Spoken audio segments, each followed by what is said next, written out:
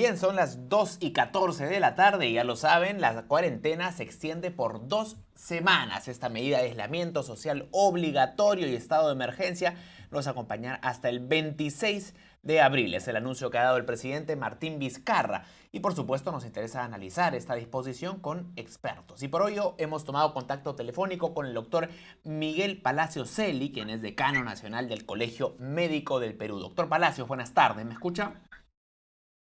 Hola, buenas tardes. Sí, perfectamente. Es un gusto saludarlo. Quisiera empezar De igual manera. preguntándole, ¿qué opinión le merece esta disposición del gobierno de la extensión de la cuarentena por 2 semanas? Mira, al principio quisiera señalar que qué bueno que el gobierno, especialmente el presidente, sepa escuchar más allá de su entorno. Que nosotros somos una institución creada por ley y por esa misma ley que nos crea, tenemos la obligación también de estar vigilantes de toda la política pública en salud. Y desde ese espacio hemos venido sosteniendo desde el inicio de esta crisis sanitaria, de esta emergencia nacional, una serie de puntos de vista que en algunos casos es escuchada, a veces no, y qué bueno que esta voz que hemos estado planteando a través de la extensión de la cuarentena haya sido escuchada por el presidente. En segundo lugar, que vamos punto por punto, ¿por qué es necesario extender la cuarentena? En principio, porque la curva de pacientes contagiados está en ascenso.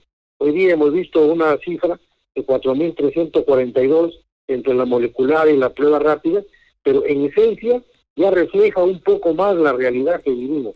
¿Y qué significa más pacientes contagiados en medio de la comunidad? Recuerda que cada paciente contagiado a su vez contagia a 3 más y así sucesivamente en una secuencia. Es muy importante entonces confinar, guardar, porque el virus no se transmite por el aire, sino de persona a persona. Confinamiento y distanciamiento social es una manera de impedir la propagación de la infección. Desde ese punto de vista, creo que nadie se puede oponer a esta extensión de la cuarentena, más allá de los problemas que ocasiona obviamente a la vida normal de la sociedad, a la economía y a las personas y familias que día a día trabajan para mantener su hogar. Pero es necesario porque la vida y conservar bien la salud es un valor intrínseco que está encima de cualquier otra condición humana o económica. Por eso hemos planteado en este primer punto. Ahora, la gran pregunta que se hacen los ciudadanos es ¿cuándo se va a alcanzar ese pico? ¿No? Que en algunos países ya se ha superado y el número de casos diarios ha comenzado a bajar. ¿Podría usted hacer una estimación respecto de qué tan lejos estamos de ese punto? No, como ya dijo hace 2 días el ministro de Salud, según un análisis en el ministerio, se está llegando a la cima en 10 días. Y desde el punto de vista del colegio, con la data que tenemos, habíamos coincidido. Para nosotros el pico podría alcanzarse en 2 semanas. Y por eso la necesidad de desactivar cualquier medida de cuarentena tiene que ser pasada las 2 semanas. Una vez en el pico, significa que ya no va a haber una explosión de pacientes contagiados que podrían traer como consecuencia el desborde, el descontrol y la sobresaturación de los hospitales, de la vía panamericana, de las camas UCI, con una serie de imágenes como vemos que ocurre en otros lugares. Cuando ya se alcanza la cima, de ahí para adelante, el tema es ya que el sistema de salud puede manejar la cantidad de pacientes que va presentándose día a día y que va disminuyendo una vez que se alcanza la cima. Es 2 semanas el tiempo que en el colegio se ha estimado que podría alcanzarse esa cima. Ahora, doctor, si es que este pico se alcanza en 2 semanas y solo extendemos la cuarentena 2 semanas, parece que estaríamos terminando la cuarentena justo cuando hemos llegado al pico. ¿No sería esto un poco riesgoso? ¿No, en ese sentido, no haría más sentido que sea un poco más larga incluso la cuarentena? Ya, cada medida se va tomando según la información que tengamos a la mano. Hasta ahorita, con los datos que tenemos, con la aplicación, como ya hemos escuchado, de pruebas moleculares y pruebas rápidas, la foto es esa. De acuerdo a esa foto, y según técnicas epidemiológicas, en 2 semanas se alcanza la cima.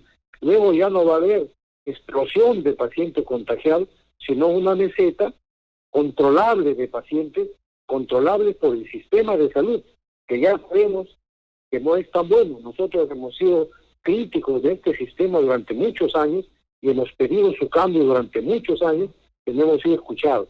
Pero aún así como está ese sistema de salud, con los aportes que se le ha hecho, con los refuerzos que se le ha hecho, ya en la meseta puede controlar la cantidad de casos que se van presentando. Esa es la idea epidemiológica. De acuerdo. Por eso que alcanzada la cima, se desactiva ya la cuarentena, de repente en algunas regiones va a continuar, de repente dentro del mismo Lima va a haber ciertas restricciones en determinadas áreas, según el mapa que arroje la aplicación de pruebas rápidas que ya se empezaron a hacer de manera masiva. Ahora, si bien usted estima que el pico se va a estimar en 2 semanas, quisiera preguntarle sobre la cifra que usted espera que alcancemos en este pico. Estamos, como ha señalado, en 4.342, es lo que ha anunciado el presidente. ¿Cuánto debiera ser el pico en términos de número de contagios?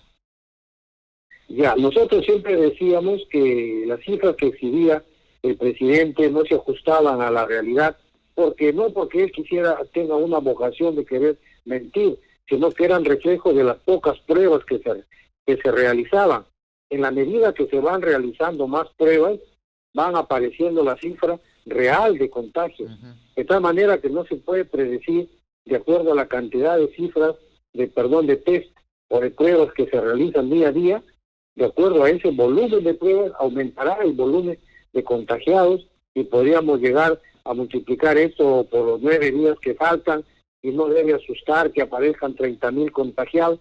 Lo que interesa es que la cantidad de pacientes contagiados no desborde al sistema de salud, que sean cifras que se puedan manejar. Acuérdate que van habiendo altas, tanto hospitalarias como altas domiciliarias, y en ese juego de cifras el sistema debe controlar a los pacientes para que no se produzca un desborde. Ahora, las cifras van a aparecer y van a aumentar según la cantidad de pruebas que se realicen, pero no debe asustar las cifras que aparezcan. De acuerdo. Ahora, hablando de la capacidad del sistema de salud pública, la información que ha dado el MINSA es que actualmente hay unas 500 camas de UCI. Estas camas, el número de camas está aumentando, pero vemos que el número de casos está aumentando a una tasa mayor. Entonces preocupa la capacidad del Estado para absorber todos los casos que se pongan graves. ¿Usted cree que el Estado está en la senda correcta? ¿Está habilitando espacios médicos a la velocidad que se requiere? Esa es una de las observaciones que aún conservamos de pie, en el sentido que el sistema de salud no es bueno. Las 504 camas UCI que han mencionado incluyen a las camas UCI de las clínicas. En el servicio público es menor la cantidad de camas UCI, de tal manera que ahí ya tienen más días los operadores del sistema de salud para seguir ampliando la capacidad de atención del sistema. Es un sistema que está totalmente inoperativo para poder responder a la carga normal, rutinaria. Por lo tanto, el gobierno no debe contentarse con lo que ha dado. Debe seguir fortaleciendo el sistema de salud, debe seguir buscando más ventiladores, debe seguir ampliando camas para recibir a los pacientes que vengan. Y de esa manera, y debe también seguir reforzando el cuidado, la protección del personal médico y personal sanitario para que continúe la adecuada atención y tener más altas hospitalarias. Gente que entra ahí contagiada es bien cuidada, bien tratada y sale de alta, y ahí también deja camas para que sigan siendo ocupadas.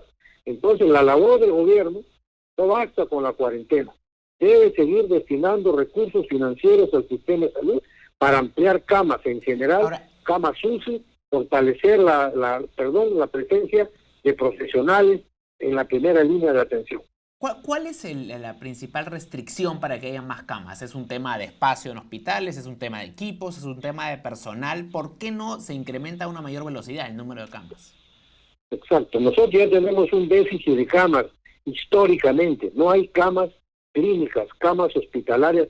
No hay. Nuestro promedio antes de la pandemia era 1.6 camas por 10.000 habitantes, y en América Latina el promedio es 3.3. De tal manera que ya estábamos con un déficit de 2/3 de camas. teníamos apenas 50.000 camas clínicas, incluyendo el sector privado.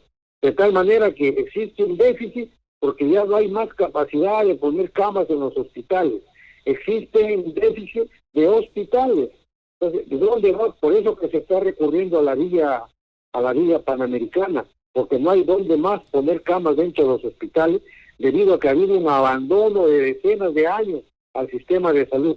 Ahorita, lo que tiene que hacer, es lo que han hecho otros países, medicalizar a los hoteles, a los hostales, y tratar de poner camas hospitalarias en dichos espacios, que ya tienen también un restaurante, que tienen cuartos, que tienen su baño, y que más o menos podrían suplir la presencia de camas, de medicalizar a los hoteles para poner camas clínicas que podrían ayudar a recibir a la cantidad de pacientes que podrían venir. Doctor Palacio, quisiera hacer una pregunta respecto de Lima. Vemos que Jesús María, un solo distrito, concentra un cuarto de los casos de toda la capital. ¿Cómo se explica esto? ¿Cómo puede ser que un distrito, que además es pequeño en términos relativos, tenga tan alto índice de casos? El comportamiento del virus, siendo que es el mismo virus que afecta a toda la humanidad, porque es el mismo en tamaño, en características, etcétera, se disemina de una manera errática en todo el mundo. Hay países que han sufrido poco embate de este virus. Hay ciudades dentro del mismo país de igual manera. De igual manera, en la misma ciudad hay distritos que no tienen la misma carga. El comportamiento es una característica, su velocidad de propagación es otra, la cercanía, porque recuerda que se transmite persona a persona, la cercanía, el no cumplimiento del distanciamiento social, o el mal entendimiento, que ya porque me pongo una mascarilla de tela, puedo acercarme y conversar muy cerca con la persona. Recuerda que la mascarilla de tela tampoco te protege al 100%. Entonces, una serie de factores que está dando esa imagen que se está el virus confinando determinados sectores de la misma ciudad, como se concentra en determinadas ciudades del mismo país. Ahorita, por ejemplo, en el mismo Perú, tenemos que allá hay mayor proporción de contagiados, fallecidos, en Loreto, en Trujillo, en Chiclayo, etcétera, y hay otros lugares que tienen poca presencia del virus. Ese es un comportamiento errático del virus que se ve favorecido por el comportamiento del ser humano.